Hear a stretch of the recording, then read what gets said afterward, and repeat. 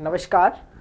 अभी तक हमने क्या पढ़ा था? अभी तक हमने वेद कंप्लीट कर लिए थे, अर्थात हमने भारतीय इतिहास के संकल्पना एवं विचार के 3 टॉपिक कंप्लीट कर लिए। कौन कौन से टॉपिक कंप्लीट कर लिए? 3 टॉपिक कंप्लीट कर लिए हैं। और 3 टॉपिक कौन कौन से कंप्लीट कर लिए हैं उसको अपन देखते हैं। 3 टॉपिक कंप्लीट कर लिए। पहला तो हमारा भारतवर्ष, अर्थात पहला जो टॉपिक था उसका नाम था भारतवर्ष। दूसरा टॉपिक है, पहला टॉपिक कौन सा था? भारतवर्ष। दूसरा था भारतीय ज्ञान परंपरा। क्या था? भारतीय ज्ञान परंपरा। और तीसरा टॉपिक था वेद। तीसरा टॉपिक कौन था? वेद। इसमें 4 वेद पढ़े थे। इसमें कितने वेद पढ़े? 4 वेद पढ़े थे हमने। ऋग्वेद, यजुर्वेद, सामवेद, अथर्ववेद। अब हम चारों वेद कंप्लीट कर चुके हैं। अब हमारा जो टॉपिक है, अगला जो टॉपिक जुड़ेगा वो है ब्राह्मण ग्रंथ। अर्थात देखो, मैंने साथ साथ में सभी के ब्राह्मण ग्रंथ कंप्लीट करा दिए हैं, जैसे कि ऋग्वेद के ब्राह्मण ग्रंथ, यजुर्वेद के ब्राह्मण ग्रंथ, सामवेद के ब्राह्मण ग्रंथ, अथर्ववेद के ब्राह्मण ग्रंथ। मैंने सबको डिटेल में पढ़ा दिया, लेकिन बस जो उनकी थ्योरी नहीं पढ़ी थी। और मैंने आपसे बोला भी था कि वेदों के बाद जैसे वेद कंप्लीट हो जाएंगे तो सबकी मैं एक तालिका बनवा दूंगा। लेकिन तालिका नहीं बनवाने का कारण है कि मैं वेदों के साथ में, जैसे ब्राह्मण ग्रंथों के साथ में सभी चारों वेदों के ब्राह्मण ग्रंथ की तालिका बनवा दूंगा। उसके बाद ऐसे ही आरण्यक है, उसी तरह आरण्यकों की तालिका बनवा दूंगा। उसी तरह उपनिषद है और उपनिषदों की तालिका बना दूंगा। तो हमारे टॉपिक जो संकल्पना एवं विचार में अगला टॉपिक है वो कौन सा है? ब्राह्मण ग्रंथ। तो अपन शुरू करते हैं। संकल्पना एवं विचार का अगला टॉपिक है ब्राह्मण ग्रंथ।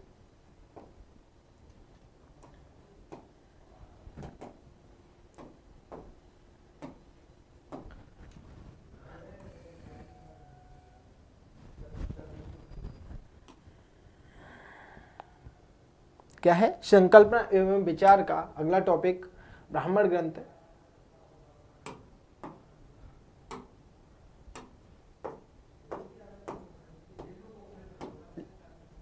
ठीक है,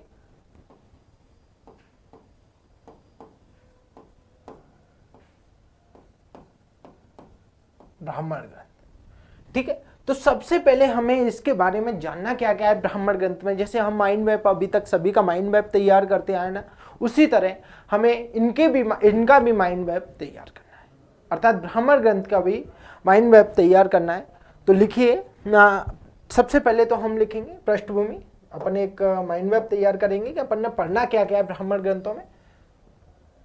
ठीक है, पढ़ना क्या क्या है ब्राह्मण ग्रंथों में।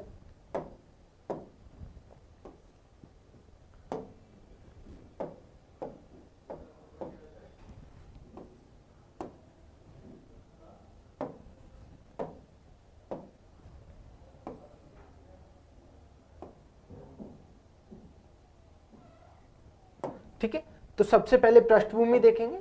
पृष्ठभूमि के बाद इसका अर्थ देखेंगे, ठीक है। इसके बाद इसका मुख्य विषय देखेंगे। इसका मुख्य विषय कौन सा है? ठीक है, कर्म आधारित कर्म है क्या? कौन सा विषय इसका मुख्य विषय? जैसे कर्म मार्ग है या ज्ञान मार्ग है, तो इसका मुख्य विषय देखेंगे। इसके बाद जानकारी देखेंगे कि इसमें कहां से कहां तक जानकारी दी गई है, अर्थात जानकारी कहां से कौन से काल तक, अर्थात किस समय से किस समय तक जानकारी दी गई है। इसके बाद कुछ विशेष तथ्य देखेंगे। विशेष तथ्य आप कीजिए।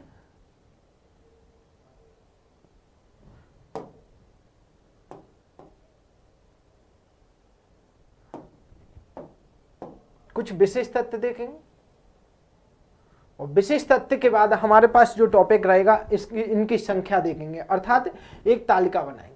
ठीक है, इनकी संख्या, एक तालिका बनाएंगे जिसमें अपन को पता चल जाएगा कि किस में कितने ब्राह्मण ग्रंथ है, मतलब कौन से वेद के कितने ब्राह्मण ग्रंथ है। माफ कीजिए।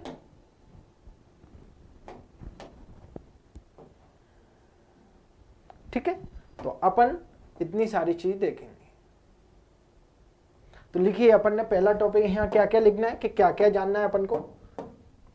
सबसे पहले तो पृष्ठभूमि देखेंगे, पृष्ठभूमि। ठीक है, सबसे पहले क्या देखेंगे? पृष्ठभूमि देखेंगे। इसके बाद इसका अर्थ देखेंगे। इसका अर्थ देखेंगे, इसके बाद विषय देखेंगे कि विषय क्या है इसका, ब्राह्मण ग्रंथ का मुख्य विषय क्या है, ठीक है। इसके बाद इसकी जानकारी देखेंगे, अर्थात किस समय से किस समय तक इसमें जानकारी मिलती है।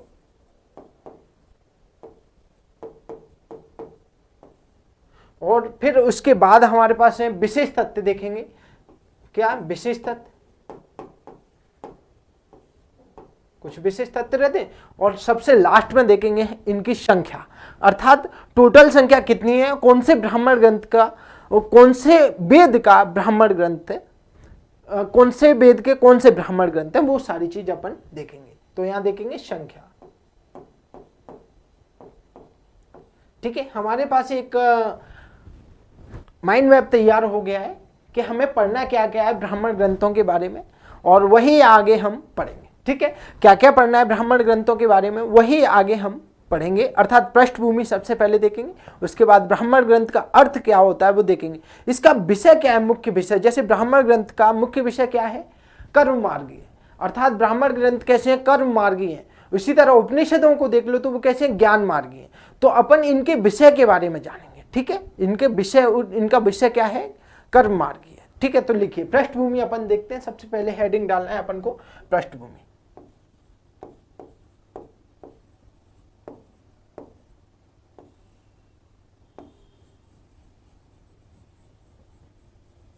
क्या देखना है, पृष्ठभूमि।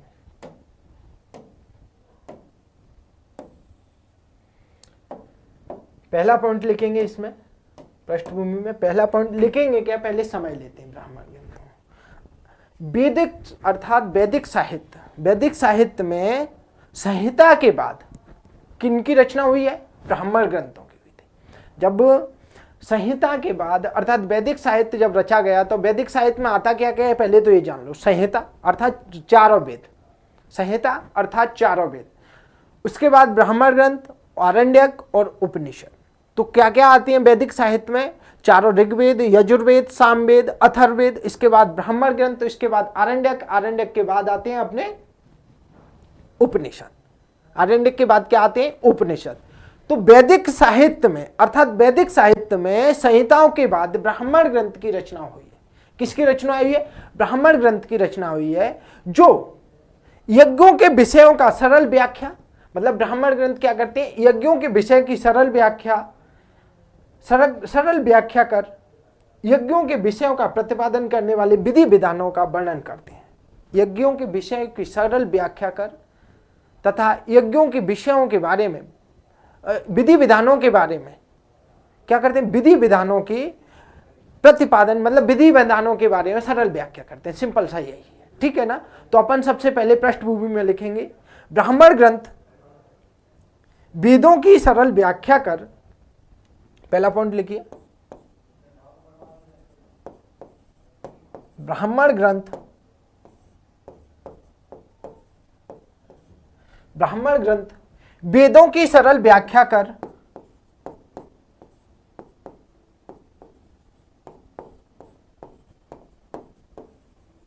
सरल व्याख्या कर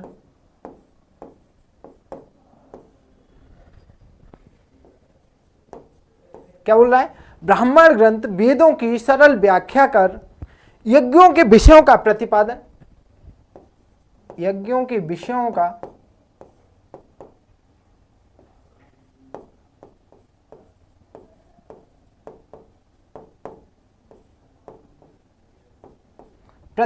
यज्ञों के विषयों का प्रतिपादन करने वाले विधि विधान, यज्ञों के विषयों का प्रतिपादन, यज्ञों के विषयों का प्रतिपादन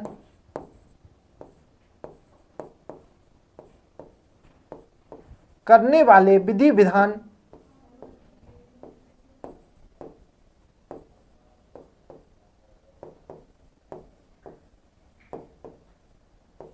क्या बोल रहा है, ब्राह्मण ग्रंथ वेदों की सरल व्याख्या कर यज्ञों के विषयों का प्रतिपादन करने वाले विधि विधान ब्राह्मण ग्रंथ कहलाते हैं।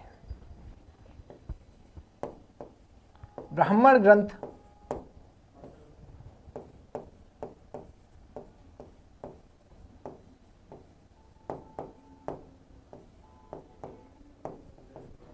क्या भैया, ब्राह्मण ग्रंथ वेदों की सरल व्याख्या कर यज्ञों के विषयों का प्रतिपादन करने वाले विधि विधान ब्राह्मण ग्रंथ कहलाते हैं। ठीक है, अगला पॉइंट लिखिए।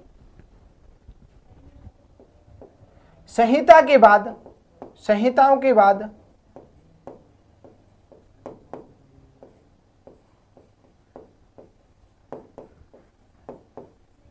वैदिक साहित्य में, संहिताओं के बाद वैदिक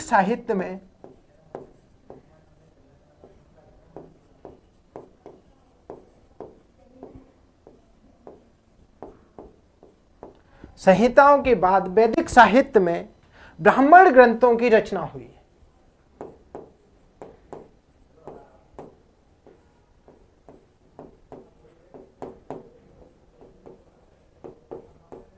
संहिताओं के बाद वैदिक साहित्य में ब्राह्मण ग्रंथों की रचना हुई है।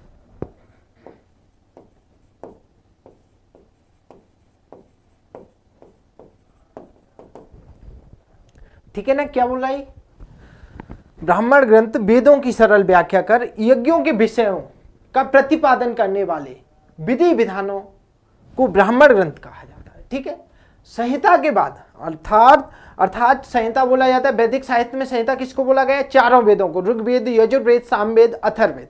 संहिताओं के बाद वैदिक साहित्य में ब्राह्मण ग्रंथों की रचना हुई है। समझे? ब्राह्मण ग्रंथों की रचना हुई है। ठीक है, अब अपने पास कौन सा टॉपिक आ गया? अर्थात पृष्ठभूमि क्या है? ब्राह्मण ग्रंथ वेदों की सरल व्याख्या कर यज्ञों के विषय में प्रतिपादन करने वाले विधि विधानों को ब्राह्मण ग्रंथ कहा जाता है। ठीक है, अगला टॉपिक है हमारे पास इसका अर्थ। क्या है? अर्थ। हेडिंग डाल लो, अर्थ।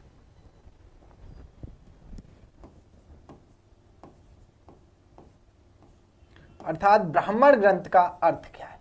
सिंपल सी बात है, ब्राह्मण ग्रंथ का अर्थ क्या है? ब्राह्मण ग्रंथों का अर्थ क्या है? ब्राह्मण का अर्थ है बलि संबंधी अनुष्ठानों का पाठ करना। क्या है? ब्राह्मण का अर्थ क्या है? बलि संबंधी अनुष्ठानों का पाठ करना। जब यज्ञ की जाती हैं, यज्ञों में बलि दी जाती थी, तो उस समय जो बलि संबंधी पाठ थे, मतलब बलि संबंधी अनुष्ठान थे, उनका पाठ करना क्या था? ब्राह्मण था। ठीक है, तो लिखो, डैश करके लिखो। यज्ञों के समय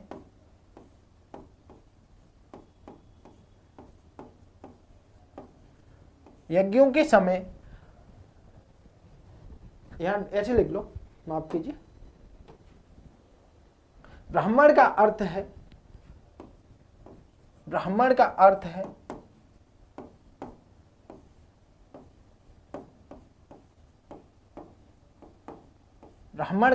है यज्ञों के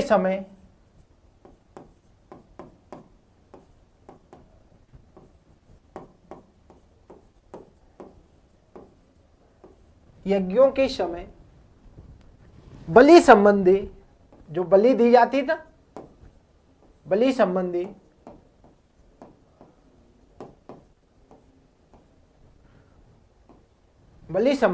अनुष्ठानों का पाठ करना।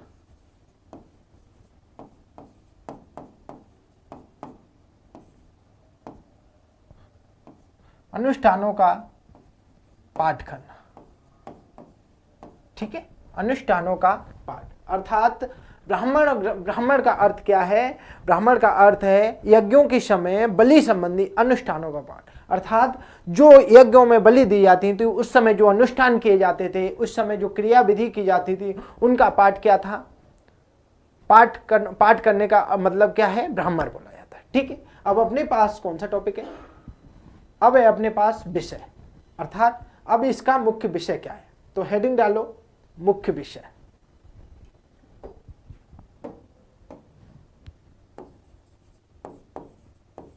मुख्य विषय।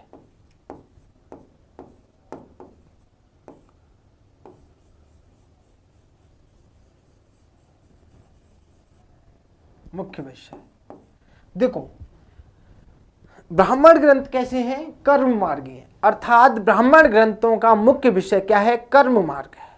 तो यहां लिख लिए, ब्राह्मण ग्रंथों का मुख्य विषय डैश करके लिखो। ब्राह्मण ग्रंथों का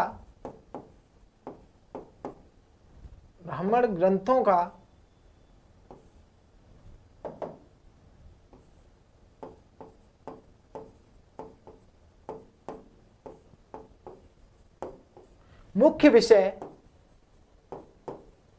विषय क्या है? कर्म मार्ग है। क्या है? कर्म मार्ग है।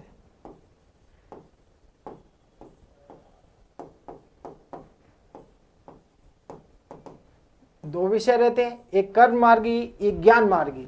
तो ब्राह्मण ग्रंथों का मुख्य विषय क्या है? कर्म मार्ग है। अर्थात उपनिषदों के बारे में पढ़ेंगे तो वो कैसे हैं? ज्ञान मार्गी हैं। वो कैसे आ जाते हैं? ज्ञान मार्गी हैं, अर्थात दर्शन पर आधारित हो जाते हैं। और ये कैसे? कर्म मार्गी हैं। ब्राह्मण ग्रंथों का मुख्य विषय कैसा है? कर्म मार्ग है। ब्राह्मण का अर्थ यज्ञों के समय बलि संबंधी अनुष्ठानों का पाठ अर्थ है, और मुख्य विषय ब्राह्मण ग्रंथों का मुख्य विषय क्या है? कर्म मार्ग है। अगला टॉपिक क्या है? जानकारी। हेडिंग डालो जानकारी। देखो बहुत शॉर्ट में पढ़ा रहा हूँ, बहुत सटीक पढ़ा रहा हूँ, पेपर के अकॉर्डिंग पढ़ा रहा हूँ कि पेपर में क्या पूछा जा सकता है। डायरेक्ट पॉइंट बता रहा हूँ, बस आपको रीड करना है। जानकारी, हेडिंग डाल लो जानकारी।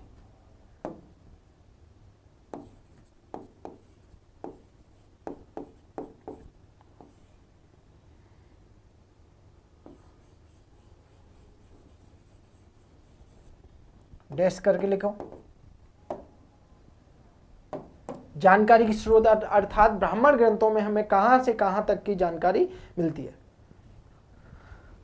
अर्थात बोल रहा है, इसका जानकारी का मतलब है हमें कहां से कहां तक ब्राह्मण ग्रंथों में जानकारी मिलती है। तो लिखिए, राया परिच्छेद के बाद, राया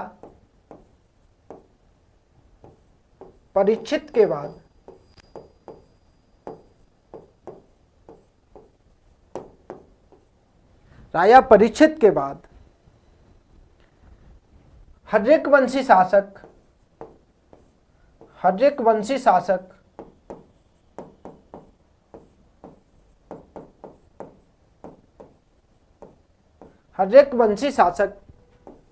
बिम्बिसार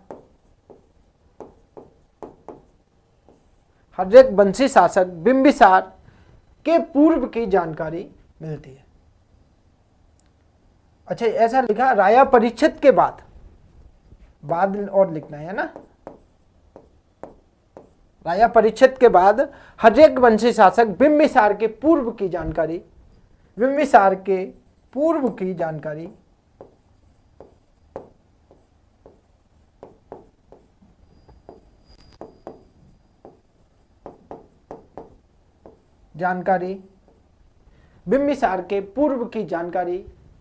हमें प्राप्त होती है।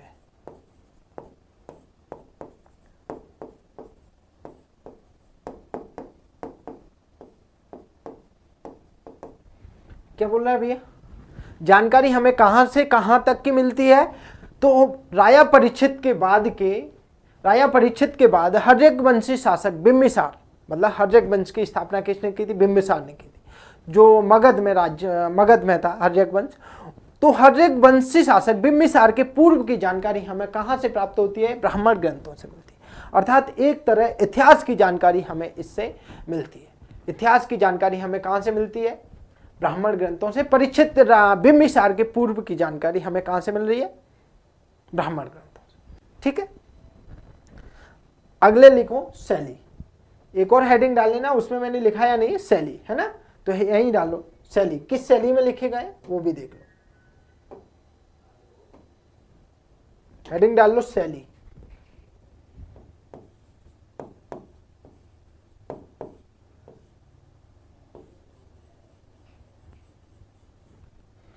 डैश करके लिखी, मतलब ब्राह्मण ग्रंथ कौन सी शैली में लिखे गए वो देखना है अपन को। ब्राह्मण ग्रंथ की शैली कौन सी है?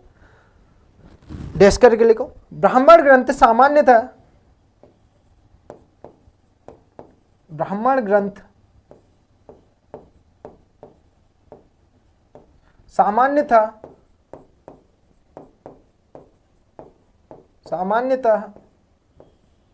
गद्य शैली में लिखे गए। सामान्यतः गद्य शैली में लिखे गए।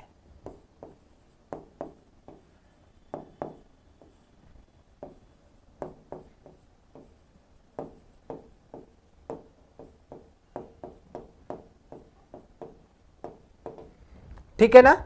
शैली कौन सी है? ब्राह्मण ग्रंथ सामान्यतः गद्य शैली में लिखे गए। जैसे हमने देखा था ऋग्वेद कौन सी शैली में लिखा गया? पद्य शैली में।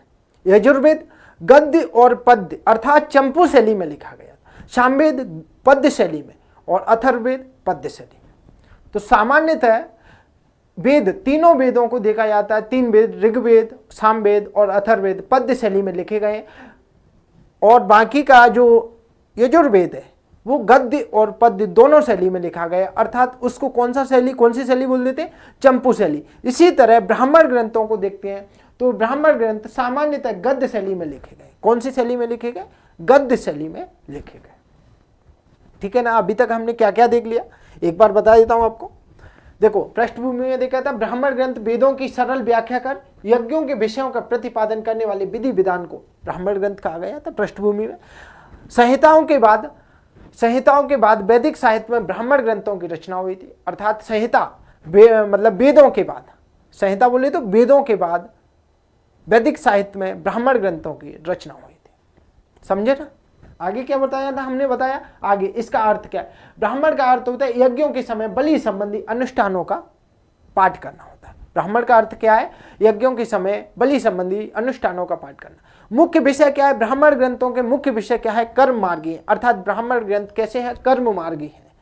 ब्राह्मण ग्रंथ कैसे है? कर्म मार्गी। जानकारी स्रोत का बात करते हैं तो राजा परीक्षित के बाद, जानकारी स्रोत की बात करेंगे तो राजा परीक्षित के बाद हर्यक वंशी शासक बिंबिसार के पूर्व की जानकारी हमें कहां से मिलती है? ब्राह्मण ग्रंथों से मिलती है। शैली की बात करें तो मुख्यतः गद्य शैली में लिखे गए। कौन सी शैली में लिखे गए? गद्य शैली में लिखे गए।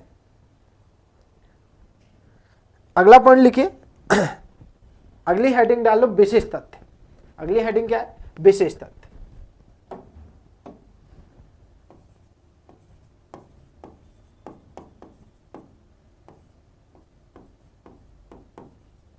अगली हेडिंग क्या है?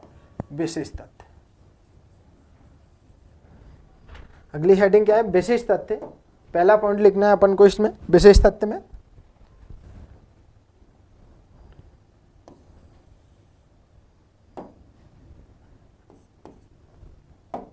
वेद स्तुति प्रधान है। वेद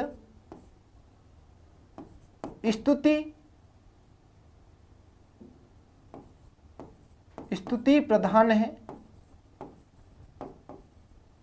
वेद स्तुति प्रधान है, जबकि ब्राह्मण ग्रंथ विधि प्रधान है। जबकि ब्राह्मण ग्रंथ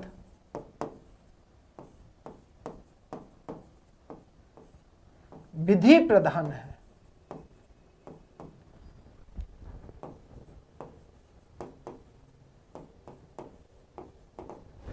दिख रहा है ना? हाँ ठीक है। वेद स्तुति प्रधान है जबकि ब्राह्मण ग्रंथ कैसे हैं? विधि प्रधान है। अगला पॉइंट लिखिए। ब्राह्मण ग्रंथ यज्ञों की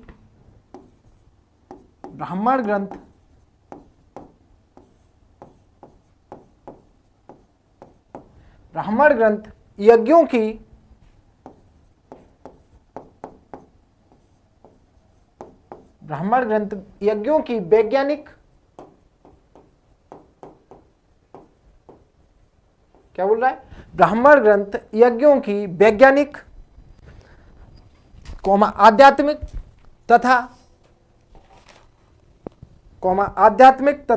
अधिभौतिक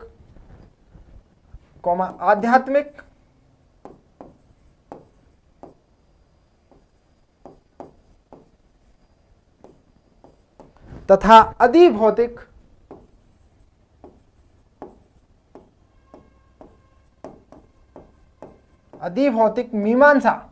क्या बोल रहा है? ब्राह्मण ग्रंथ यज्ञों की वैज्ञानिक, आध्यात्मिक तथा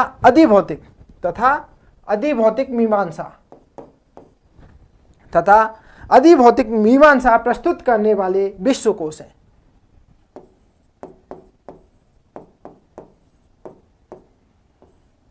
मीमांसा प्रस्तुत करने वाले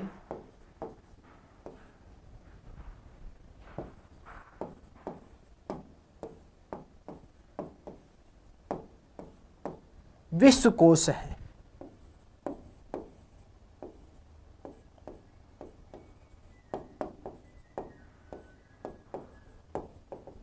ठीक है ना। वेद स्तुति प्रधान है, जबकि ब्राह्मण ग्रंथ कैसे, विधि प्रधान है। ठीक है, और वेद कैसे है, स्तुति प्रधान है। ब्राह्मण ग्रंथ यज्ञों की वैज्ञानिक, आध्यात्मिक तथा अधिभौतिक मीमांसा प्रस्तुत करने वाले विश्वकोश हैं। ठीक है, अधिभौतिक मीमांसा प्रस्तुत करने वाले विश्वकोश हैं। कौन, ब्राह्मण ग्रंथ। अब इनकी अपने अपन पढ़ेंगे संख्या। ठीक है, हेडिंग डाल लो संख्या।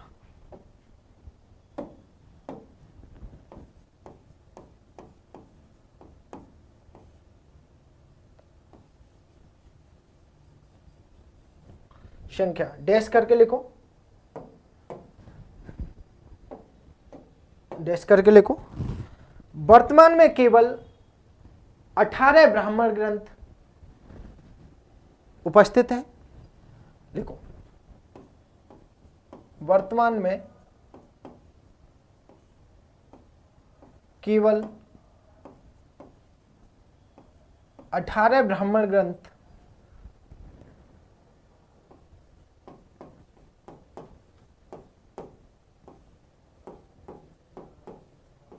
उपस्थित है, उपस्थित है। वर्तमान में केवल 18 ब्राह्मण ग्रंथ उपस्थित है। तो क्या हमने 18 ब्राह्मण ग्रंथ पढ़े, नहीं पढ़े थे ना। जो हमने इंपोर्टेंट थे, जैसे ऋग्वेद का ऐतरेय और कौशिक की ब्राह्मण ग्रंथ, यजुर्वेद का शतपथ और तैतरीय ब्राह्मण ग्रंथ, सामवेद का पंचवेद, षड्वेद, जैमिनी, और अपने अथर्ववेद का गोपद ब्राह्मण ग्रंथ। इतने ही तो पढ़े थे हमने, 18 तो नहीं पढ़े। तो हमें 18 पढ़ने की जरूरत भी नहीं है, हमें इंपोर्टेंट पढ़ने थे। तो हम एक तालिका बना लेते हैं सभी की, कि कौन सा ब्राह्मण ग्रंथ, मतलब कौन से ब्राह्मण ग्रंथ है, कौन किस किस का कौन सा ब्राह्मण ग्रंथ है, वो लिख लेते हैं, कौन से वेद का। ठीक है, तो एक तालिका बना देते हैं। वर्तमान में केवल 18 ब्राह्मण ग्रंथ है, और जो पढ़े थे हमने उनकी एक तालिका बना देते हैं। चलो एक तालिका बना देते हैं आपके लिए।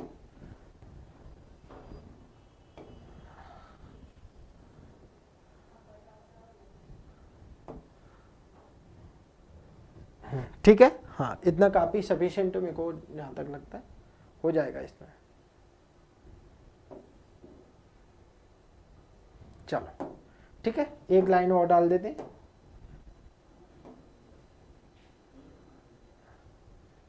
एक और ऐसे डालनी पड़ेगी अपन को।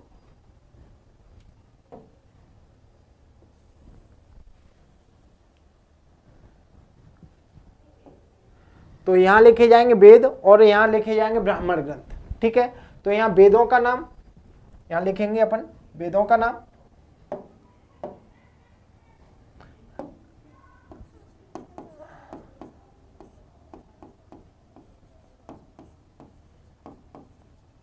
ठीक है, और यहां लिखेंगे ब्राह्मण ग्रंथों का नाम, वेदों का नाम, ब्राह्मण ग्रंथों का नाम। ठीक है, वेदों का नाम और ब्राह्मण ग्रंथों का नाम। अब अपन लिखेंगे नंबर 1 ऋग्वेद, ऋग्वेद, और इसके 2 ब्राह्मण ग्रंथ हैं। कितने, 2 ब्राह्मण ग्रंथ हमने पढ़े थे, और 2 ही यहां अपन लिखेंगे, ज्यादा लिखने की जरूरत भी नहीं। ठीक है, ऋग्वेद के 2 ब्राह्मण ग्रंथ लिखेंगे अपन। नंबर 1 ऐतरेय ब्राह्मण ग्रंथ, ऐतरेय, और दूसरा था कौशिकी ब्राह्मण ग्रंथ, कौशिकी ब्राह्मण ग्रंथ। ठीक है, ऐतरेय ब्राह्मण ग्रंथ और कौशिकी ब्राह्मण ग्रंथ। ठीक है, नंबर 2 लिखेंगे यजुर्वेद,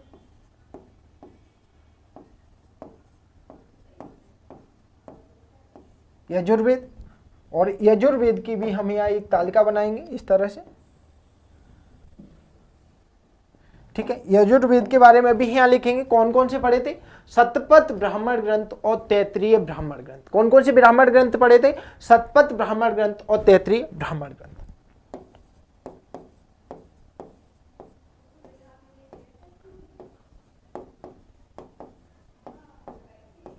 और तैतरीय ब्राह्मण।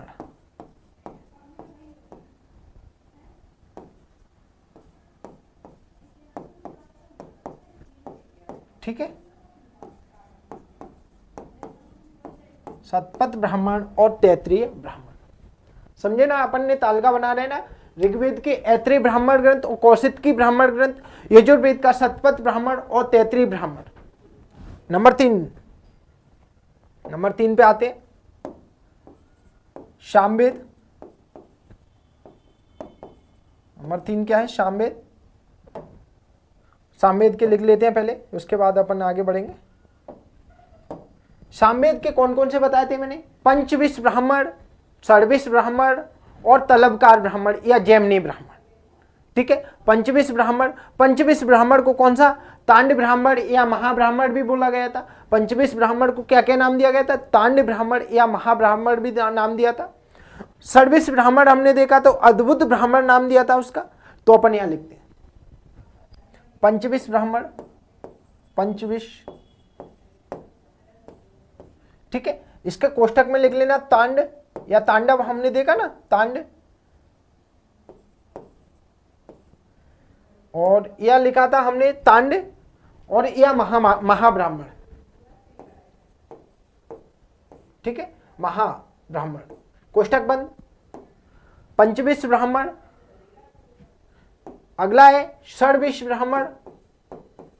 कौन सा? षड्विश ब्राह्मण, कोष्टक में लिख लेना अद्भुत ब्राह्मण।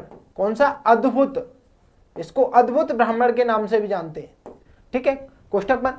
अगला लिखना है और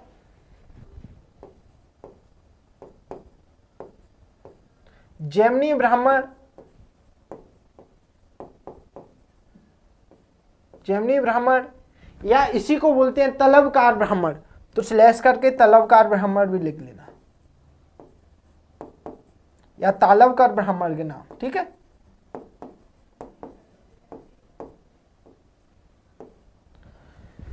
ये किसके हो गए? सामवेद के ब्राह्मण ग्रंथ हो गए। किसके हो गए? सामवेद के ब्राह्मण ग्रंथ हो गए। अब अपने पास कौन सा बचा है लास्ट? कौन सा? अथर्ववेद। नंबर 4 डालिए, अथर्ववेद।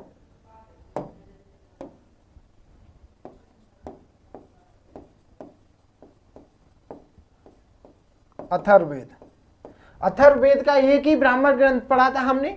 अथर्ववेद का कितने ब्राह्मण ग्रंथ पढ़े थे? एक ही पढ़ा था, उसका नाम क्या था? गोपत ब्राह्मण।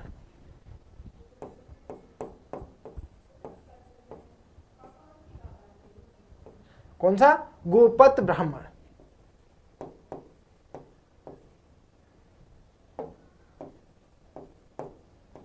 कौन सा ब्राह्मण पढ़ा था? गोपत ब्राह्मण। अर्थात हमने सभी की तालिका इसी तरह बनाएंगे, जैसे हमने ब्राह्मण ग्रंथ की बना ली, अब आगे चल के हम अपने आरण्यकों की बनाएंगे, उसके बाद हम उपनिषदों की तालिका बनाएंगे। तो हमारा यहाँ ब्राह्मण ग्रंथ अर्थात ब्राह्मण वाला जो ब्राह्मण ग्रंथ वाला टॉपिक था वो कंप्लीट हो गया। अब बोलेंगे सर आपने इनकी डिटेल कहाँ पढ़ाई? क्योंकि इनकी डिटेल में ऋग्वेद सभी वेदों के साथ में पढ़ा चुका हूँ। जैसे ऋग्वेद के अपन ने ऐत्रेय ब्राह्मण और कौशिकी ब्राह्मण पढ़े हैं, तो इनके बारे में मैं टोटल वहाँ ऋग्वेद के साथ कंप्लीट करा चुका हूँ। ठीक है, इसीलिए इनको द्वारा नहीं पढ़ाया जा रहा है। ऐत्रेय ब्राह्मण में क्या लिखा है, कौशिकी ब्राह्मण में क्या लिखा है, शतपथ ब्राह्मण में क्या लिखा है, ऐसा कुछ भी नहीं बताया जा रहा। क्यों नहीं बताया जा रहा? क्योंकि इनके बारे में व्याख्या हम पहले की क्लासों में कर चुके हैं। ठीक है ना?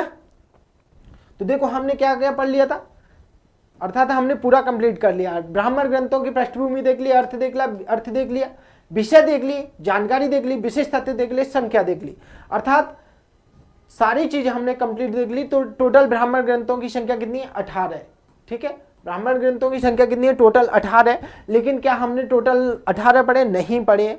देखो हमने कितने 1 2 3 4 5 6 7 और 8 ब्राह्मण ग्रंथ देखे। ठीक है ना? कितने देखे? 8 ब्राह्मण ग्रंथ देखे।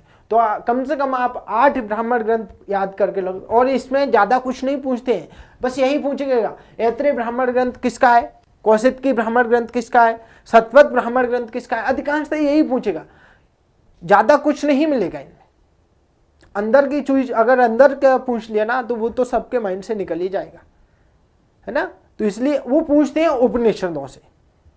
जैसे मुंडकोपनिषद में क्या लिखा है? सत्यमेव जयते वाक्य जो भारत का राष्ट्रीय वाक्य है वो कहां से लिया गया है? सत्यमेव जयते कहां से लिया गया है? मुंडकोपनिषद से। कैन उपनिषद में क्या लिखा है कि ब्रह्म को देवता भी नहीं समझ पाए, तो यूसर कहां से? तैत्तिरीय उपनिषद की बात करते हैं तो इसमें अतिथि देवो भव, पितृदेवो भव, मातृदेवो भव, गुरुदेवो भव, तो इन सब के बारे में, आचार्य देवो भव, ये कहाँ तैत्तिरीय उपनिषद में मिलता है। तो ये सारी चीज अपन को इनमें मिलती है, ठीक है ना। अब आगे अपन अपनी क्लास शुरू करेंगे आरण्यकों के बारे में। किसके बारे में? आरण्यकों के। अर्थात हमने ब्राह्मण ग्रंथ कंप्लीट कर लिए। ब्राह्मण ग्रंथ एक बार मैं बता देता हूं कौन से, जैसे ऋग्वेद के ब्राह्मण ग्रंथ की बात करें तो कौन सा है? ऐत्रेय ब्राह्मण ग्रंथ, कौशिकी ब्राह्मण ग्रंथ। यजुर्वेद की बात करें तो शतपथ ब्राह्मण ग्रंथ और तैत्तिरीय ब्राह्मण ग्रंथ है। सामवेद की बात करें तो सामवेद का पंचविश, षड्विश और जैमिनी या तलबकार ब्राह्मण ग्रंथ। इसी तरह अथर्ववेद की बात करें तो अथर्ववेद का कौन सा? गोपत ब्राह्मण ग्रंथ। ठीक है, अब हेडिंग डालना है अपन को, हेडिंग डालना है अपन को आरण्यक।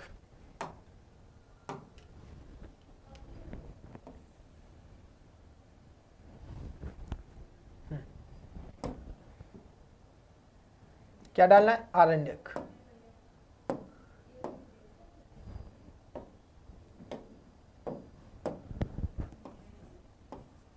दिख रहा है ना?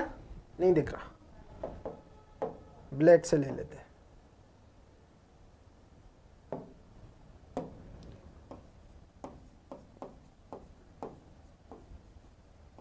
आरण्यक ग्रंथ, ठीक है, किसके लिए? आरण्यक ग्रंथ। ये तो दिख रहा है, बिल्कुल दिख रहा है आपको, ठीक है।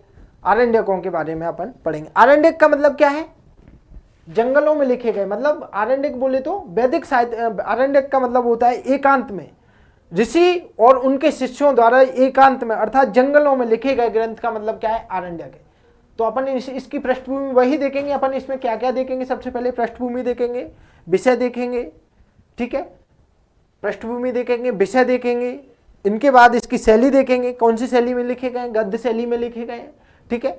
इसके बाद विशेष तथ्य देखेंगे और उसके बाद देखेंगे अपन संख्या, आरण्यकों की संख्या। तो यहां एक छोटा सा माइंड मैप बना लो आप।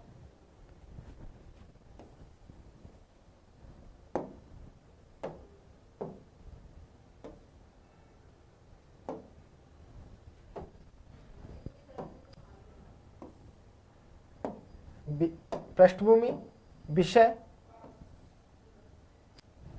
ठीक है,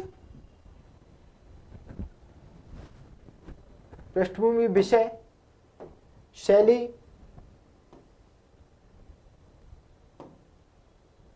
विशेष तथ्य, और संख्या, ठीक है। फिर क्या है अपने पास? संख्या। तो लिखिए यहां पृष्ठभूमि,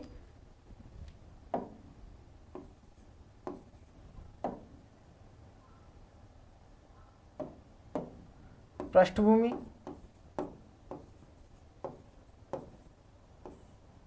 विषय, क्या है? पृष्ठभूमि, विषय, शैली, विशेष तथ्य, ठीक है। और सबसे अंत में देखेंगे अपन वही संख्या, अर्थात कौन से वेद का कौन सा आरण्यक ग्रंथ है, वो सारी चीज अपन को यहां देखना है। तो अपन इसकी पृष्ठभूमि में देखेंगे तो वैदिक साहित्य में, अर्थात ब्राह्मण वैदिक साहित्यों की जब रचना होती है तो ब्राह्मण ग्रंथ के बाद आरण्यक ग्रंथों की रचना होती है। किसके बाद? ब्राह्मण ग्रंथों के बाद आरण्यक ग्रंथों की रचना होती है। और आरण्यक ग्रंथ का मतलब अर्थ होता है जंगलों में निवास। आरण्य का मतलब होता है जंगल। तो आरण्यक ग्रंथ का मतलब है जंगलों में ऋषि और उनके शिष्यों द्वारा लिखे गए ग्रंथ। ऋषि और उनके शिष्यों द्वारा लिखे गए ग्रंथ जिनकी रचना एकांत वन में की गई हो, वो क्या है? आरण्यक है। तो लिखिए पृष्ठभूमि लिखना है अपन को। सबसे पहले हेडिंग डालो पृष्ठभूमि,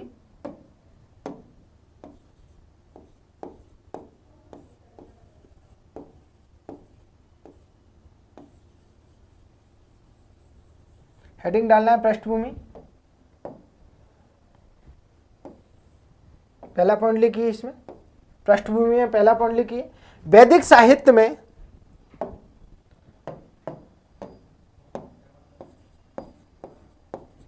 वैदिक साहित्य में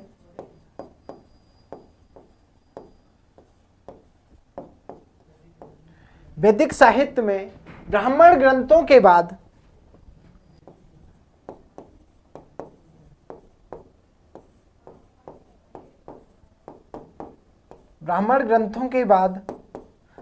आरण्यक की रचना हुई है। आरण्यकों की रचना हुई है। वैदिक साहित्य में ब्राह्मण ग्रंथों के बाद आरण्यकों की रचना हुई है।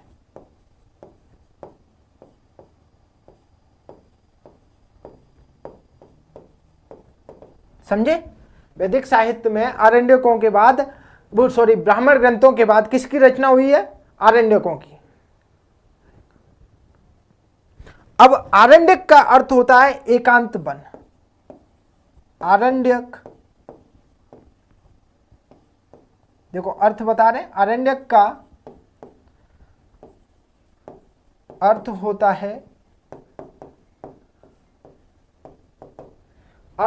है एकांत वन।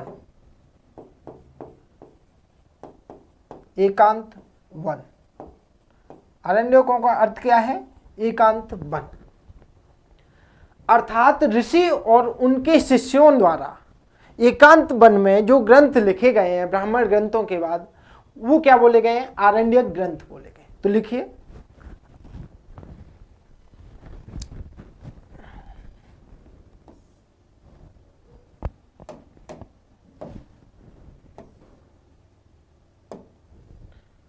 अर्थात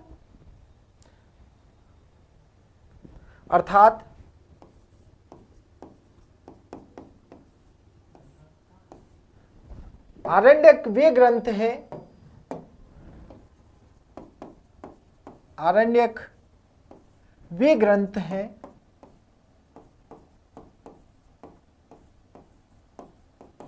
जिनकी रचना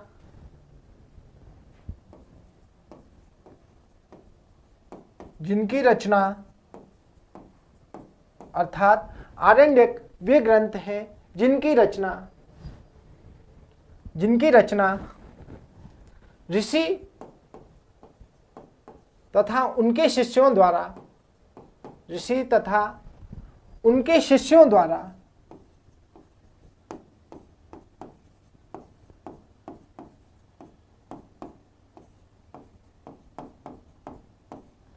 रचना एकांत वन में की गई है। शिष्यों द्वारा रचना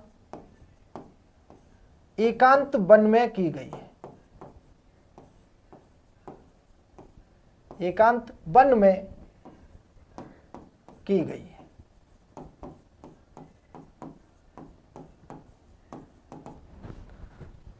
अर्थात आरण्यक वे ग्रंथ हैं जिनकी रचना ऋषि तथा उनके शिष्यों द्वारा एकांत वन में की गई है। अगला पॉइंट लिखो,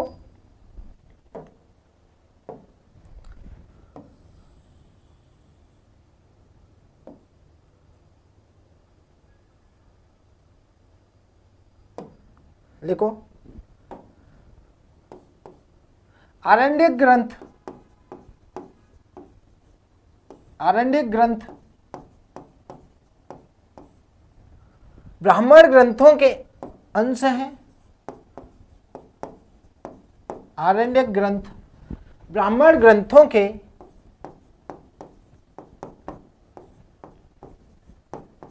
अंश हैं।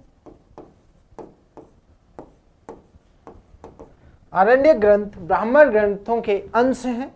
क्या है? ब्राह्मण ग्रंथों के अंश हैं।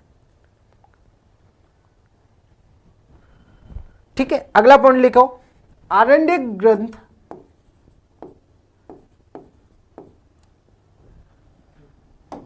अगला पॉइंट लिखो, आरण्यक ग्रंथ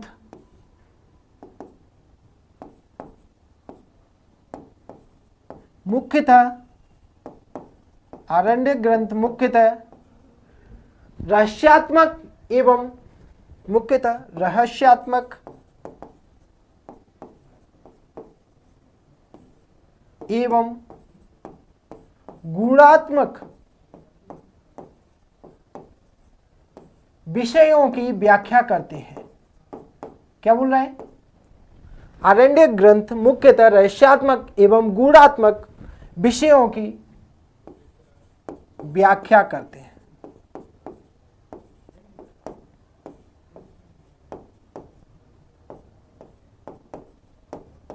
क्या बोल रहा है? आरण्यक ग्रंथ मुख्यतः रहस्यात्मक एवं गूढ़ात्मक विषयों की व्याख्या करते हैं।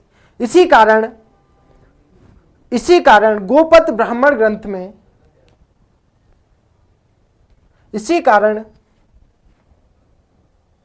आगे लिखो, इसी कारण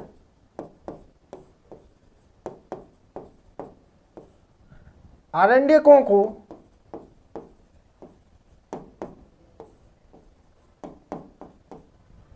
गोपत ब्राह्मण ग्रंथ में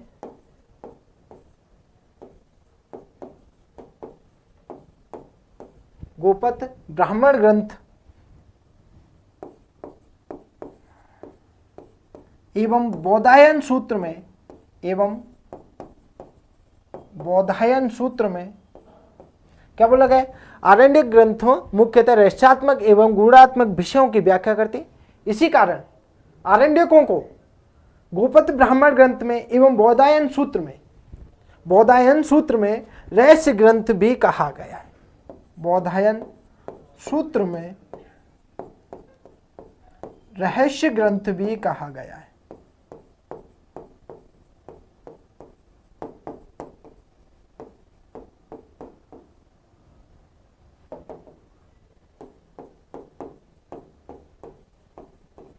ठीक है, समझे बाबू क्या कह रहे हैं?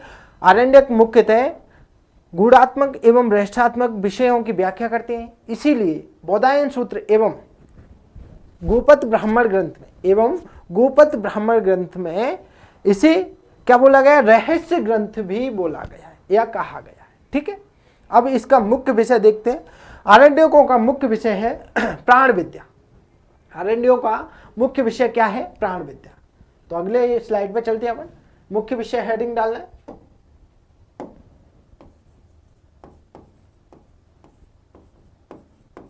मुख्य विषय डैश करके लिखो।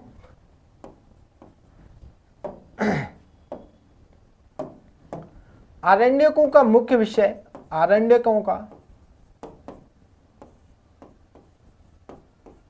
मुख्य विषय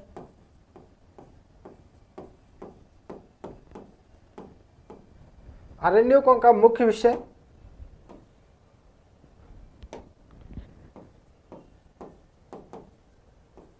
प्राण विद्या है। क्या है? प्राण विद्या।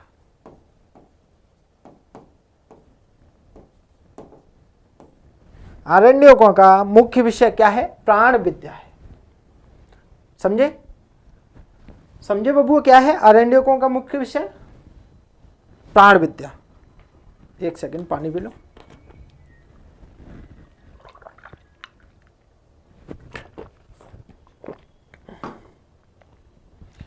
इस तरह अपन ने ब्राह्मण ग्रंथों का मुख्य विषय क्या था?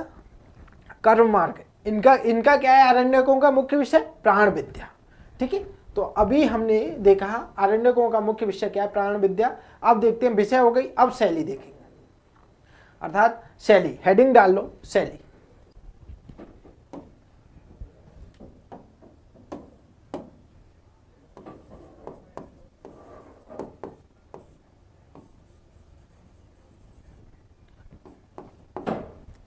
डैश करके लिखो। सामान्यतः गद्य शैली। सामान्यतः गद्य शैली। कौन सी शैली? गद्य शैली। सामान्यतः गद्य शैली। और हमने ब्राह्मण ग्रंथ भी देखे थे, वो कौन सी शैली में थे? गद्य, वो भी गद्य शैली में थे। ठीक है, अगला पॉइंट विशेष तथ्य लिखना है। विशेष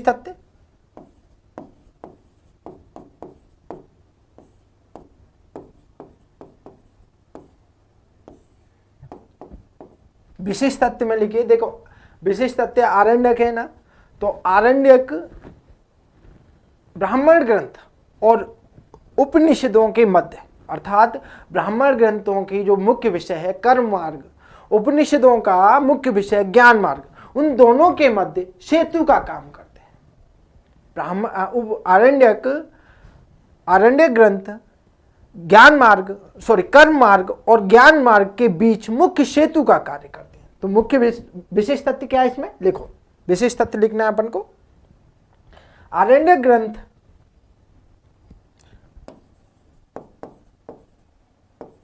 ग्रंथ कर्म मार्ग, कोष्टक में लिख कर्म मार्ग, कोष्टक में लिख लेना ब्राह्मण ग्रंथों का मुख्य विषय, ब्राह्मण ग्रंथों का मुख्य विषय।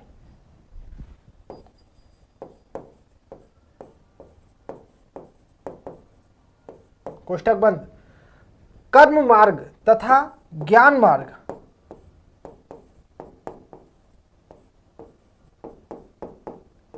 कर्म मार्ग तथा ज्ञान मार्ग, कोष्टक में लिख लेना उपनिषदों का मुख्य विषय,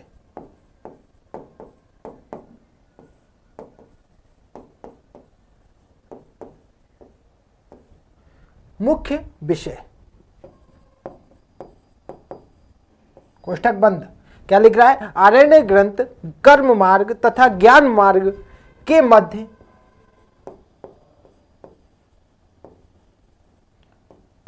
सेतु का कार्य करते हैं।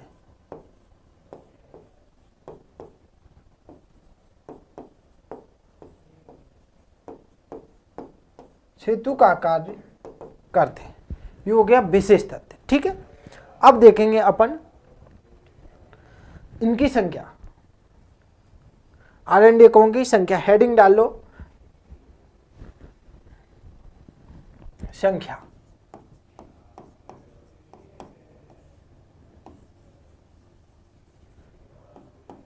डैश करके लिखो वर्तमान में उपलब्ध,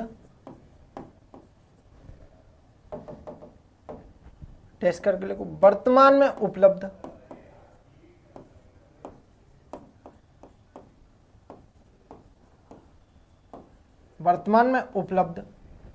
आरण्यकों की संख्या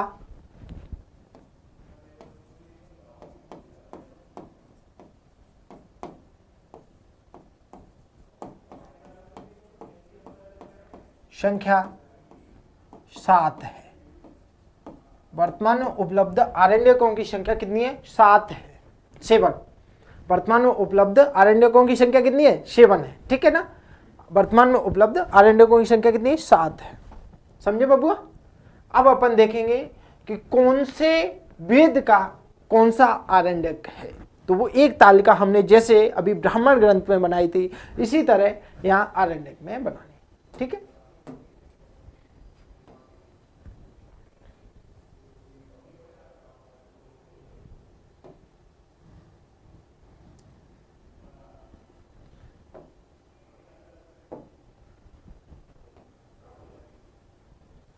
आप भी बनाइए। ठीक है ना, इसी तरह मैं बना रहा हूं, उसी तरह ये बन गई हमारी तालिका। ठीक है, और यहां लिखना है अपन को वेदों का नाम, वेदों के नाम, और यहां लिखना है आरण्यकों के नाम।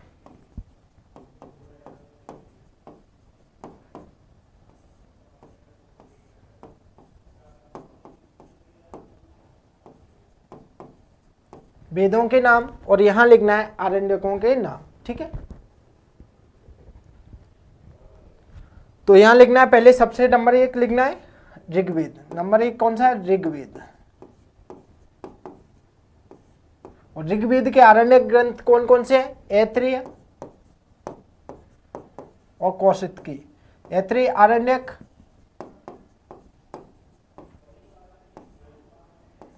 और कौशितकी आरण्यक।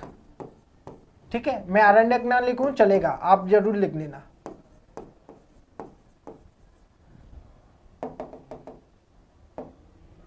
कौशितकी। ठीक है, समझ में आ रहा है। कौशितकी, ऐत्रेय और कौशितकी आरण्यक किसके हैं, ऋग्वेद के।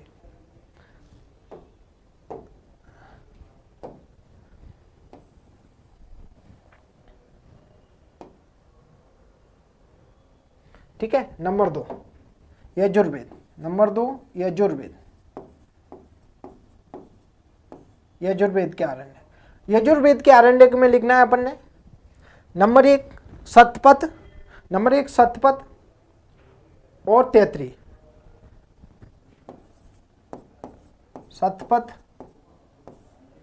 और कोष्ठक में लिख लेना शुक्ल,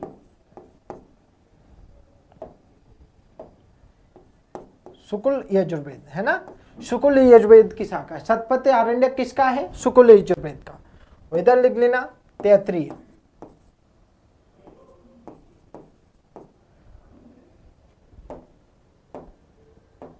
तैतरीय ये किसका है? कृष्ण यजुर्वेद का। किसका है? कृष्ण यजुर्वेद का। अर्थात देखो 2 शाखा थी किसकी? यजुर्वेद की, एक तो शुक्ल यजुर्वेद, दूसरी थी कृष्ण यजुर्वेद। तो दोनों के अलग अलग आरण्यक मैंने बता दिया। नंबर 3 डालिए आप,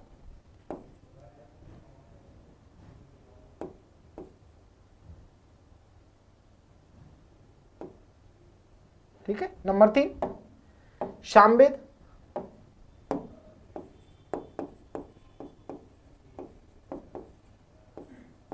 नंबर 3 सामवेद। और सामवेद के आरण्यक देखना है हमें छांदोग्य, जैमिनी। तो सामवेद के जो आरण्यक हैं अपन लिखेंगे छांदोग्य,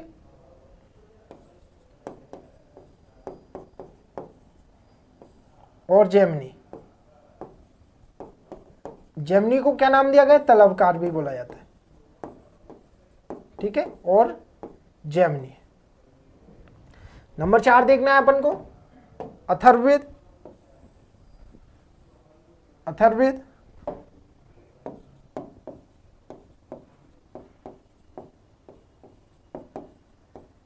अथर्ववेद का एक भी आरण्यक नहीं है। कल हमने लिखा ना, इसमें लिखो इसका एक भी आरण्यक नहीं है।